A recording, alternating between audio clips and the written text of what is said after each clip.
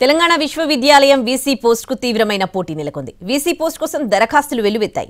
ఇంతకీ vice chancellor పదవి ఎవరిని వరించనుంది? ఆ పోస్ట్ కు అంతగా డిమాండ్ ఎందుకు పెరిగింది? నిజామాబాద్ జిల్లాలోని తెలంగాణ విశ్వవిద్యాలయం వైస్ ఛాన్సలర్ పోస్టుకు భారీ డిమాండ్ పెరిగింది.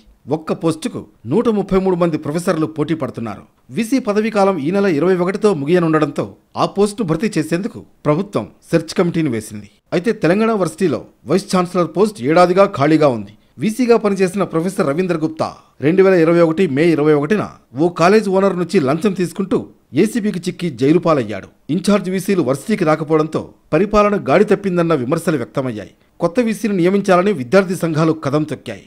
ఎట్టకేలకు జనవరిలో వీసీ నియామకానికి సర్కార్ ప్రకటన విడుదల చేసింది. ఫిబ్రవరి 12 నుంచి అర్హుల నుంచి దరఖాస్తులు స్వీకరించింది. అయితే తెలంగాణ యూనివర్సిటీ వీసీ పోస్టుకు ప్రొఫెసర్ల నుంచి దరఖాస్తులు వెల్లువెత్తాయి. 5 స్థానిక ప్రొఫెసర్లు ఈ పోస్టుకు దరఖాస్తు చేసుకోగా ఇతర వర్సిటీల ప్రొఫెసర్లు 128 మంది అప్లై చేసుకున్నారు. మొత్తం 133 మంది వీసీ పోస్టుకు పోటీ పడుతున్నారు. వీరిలో పదవి ఎవరిని వరిస్తుందన్నది ఉత్కంఠగా మారింది. అయితే బిఆర్ అంబేద్కర్ సార్వత్రిక విశ్వవిద్యాలయం వీసీ పోస్టుకు రాష్ట్రంలోనే అత్యధికంగా 208 మంది పోటీ పడుతున్నారు. ఉస్మానియా యూనివర్సిటీకి 193 మంది, మహాత్మాగాంధీ వర్సిటీకి 159 మంది, కాకతీయ యూనివర్సిటీకి 149 మంది పోటీ పడుతున్నారు.